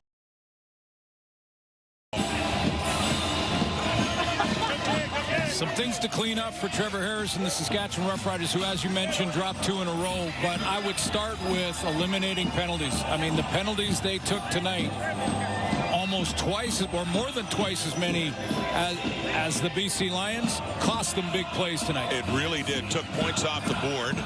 And the Riders, as you saw in the standings, 6-4. And still 2nd in the West, but 2 wins behind the Edmonton Elks, who have played 1 more game. Friday Night Football. Alouettes try to keep it going. And they're in Winnipeg to face the Blue Bombers, and that's how things will get going next week in Week 13. BC Lions moving to 3rd in the West. A 500 team. Thanks for watching the CFL on TSN. Have a great night, everybody.